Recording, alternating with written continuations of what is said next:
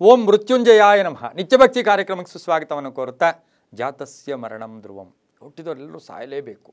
ಆದರೆ ಆ ಸಾವು ಅಂತಕ್ಕಂಥದ್ದು ಜಾತಕ ರೀತಿ ನೋಡೋಕ್ಕೆ ಹೋದಾಗ ಪ್ರತಿಯೊಬ್ಬ ವ್ಯಕ್ತಿಗೂ ಕೂಡ 120 ವರ್ಷ ಆಯಸ್ಸಿರುತ್ತೆ. ಆದರೆ ಆ 120 ವರ್ಷವನ್ನು ಪರಿಪೂರ್ಣವಾಗಿ ಕಳೀತಕ್ಕಂಥದ್ದು ಎಷ್ಟೋ ಕೆಲವು ಮಹನೀಯರು. ಆದರೆ ಹಿಂದಿನ ಕಾಲದಲ್ಲಿ ಈಗಿರ್ತಕ್ಕಂಥ ಸೌಕರ್ಯಗಳು ಇಲ್ಲದೇ ಇದ್ದರೂ ಕೂಡ 100 ವರ್ಷ ದಾಟಿ 110 ವರ್ಷ ಇರ್ತಕ್ಕಂಥವ್ರನ್ನು ಕೂಡ ನಾವು ನೋಡಿದ್ವಿ. ಆದರೆ ಇವತ್ತಿನ ದಿವಸ ಅಪಮೃತ್ಯು ಎಲ್ಲಿದೆಯೋ ಗೊತ್ತಿಲ್ಲ, ಪಟ್ಟಂತ ಅಟ್ಯಾಕ್ ಆಗುತ್ತೆ.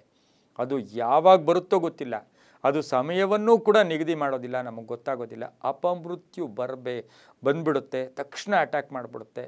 ನಮ್ಮ ಜೊತೆಯಲ್ಲಿರೋರು, ನಮಗೆ ಬೇಕಾದವರು, ನಮಗೆ ತುಂಬ ಜವಾಬ್ದಾರಿಗಳಿರ್ತಕ್ಕಂಥವ್ರನ್ನು ಕೂಡ ಆ ಅಪಮೃತ್ಯು ಬಿಡೋದಿಲ್ಲ. ಅಪಮೃತ್ಯುವಿಗೆ ಕಾರಣಗಳೇನು, ಅಪಮೃತ್ಯುವನ್ನು ಹೇಗೆ ತಪ್ಪಿಸ್ಕೋಬೇಕು, ಅಪಮೃತ್ಯುವಿನಿಂದ ನಾವು ಪಾರಾಗೋದು ಹೇಗೆ, ನಾವು ಇವತ್ತಿನ ದಿವಸ ಕೇವಲ ಹಣ ಗಳಿಸೋದು ಹೇಗೆ, ದುಡ್ಡು ಮಾಡೋದು ಹೇಗೆ, ಮನೆ ಕಟ್ಟೋದು ಹೇಗೆ, ಆಸ್ತಿ ಮಾಡೋದು ಹೇಗೆ, ಎಲ್ರಿಗಂತ ಚೆನ್ನಾಗಿ ಮೆರೆಯೋದು ಹೇಗೆ, ಏನು ಏರೋಪ್ಲೇನಲ್ಲಿ ಹೋಗೋದು ಹೇಗೆ, ಇದನ್ನೇ ಚಿಂತೆ ಮಾಡ್ತೀವಿ. ಒಂದು ನಿಮಿಷ ನಮ್ಮ ಅಪಮೃತ್ಯು ಬಗ್ಗೆ ಚಿಂತೆ ಮಾಡಿ ಅದನ್ನು ಹೋಗಲಾಡಿಸ್ಕೊಳ್ಳೋಕ್ಕೆ ಯಾವ ಪ್ರಯತ್ನವನ್ನು ನಾವು ಮಾಡಬೇಕಾಗಿರುತ್ತೆ. ನಮಗೆಲ್ಲ ಗೊತ್ತು, ನಮ್ಮ ಸನಾತನ ಹಿಂದೂ ಪರಂಪರೆಯಲ್ಲಿ ನಮಗೆ ಸೃಷ್ಟಿಕರ್ತ ಅಂದರೆ ಬ್ರಹ್ಮ, ನಿರ್ವಹಣೆಯನ್ನು ಮಾಡ್ತಕ್ಕಂಥವರು ವಿಷ್ಣು ಭಗವಾನರು, ಇನ್ನು ಲಯಕಾರಕ ಅಂದರೆ ಶಿವ.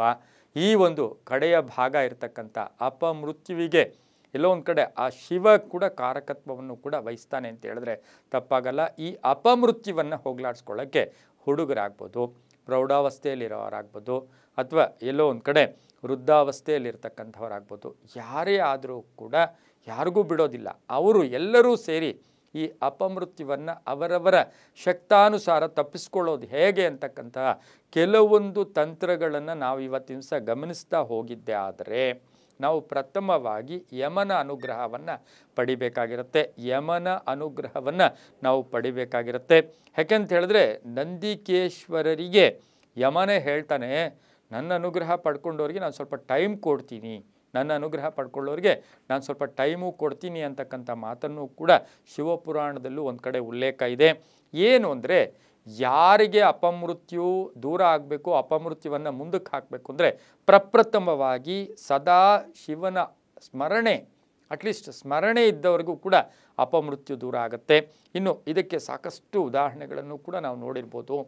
ಆಮೇಲೆ ರುದ್ರಾಕ್ಷ ಧಾರಣೆಯನ್ನು ಮಾಡಿರ್ತಕ್ಕಂಥವ್ರಿಗೆ, ರುದ್ರಾಕ್ಷಿಗೆ ಜಾತಿ ಮತ ಭೇದ ಯಾವುದೂ ಇಲ್ಲ.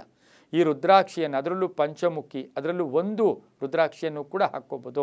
ರುದ್ರಾಕ್ಷ ಧಾರಣೆ ಮಾಡಿರೋರಿಗೆ ಸ್ವಲ್ಪ ಅಪಮೃತ್ಯು ಬೇಗ ಬರಲ್ಲ. ಇನ್ನು ಬಿಲ್ವಪತ್ರೆಯಿಂದ ಏಕಬಿಲ್ವಂ ಶಿವಾರ್ಪಣಂ, ಸೋಮವಾರ ಒಂದು ಬಿಲ್ವಪತ್ರೆಯಿಂದ ಶಿವನಿಗೆ ಕಡೆಗೆ ನೀವು ಎಷ್ಟನ್ನ ಮಾಡ್ಕೊಳ್ಳಿ, ಒಂದೇ ಬಿಲ್ವಪತ್ರೆ ಅಂತಲ್ಲ, ಸೋಮವಾರ ಯಾರು ಶಿವನಿಗೆ ಬಿಲ್ವಪತ್ರೆಯನ್ನು ಅರ್ಪಣೆ ಮಾಡ್ತಾರೋ ಅವರಿಗೆ ಅಪಮೃತ್ಯು ಬರೋದಿಲ್ಲ.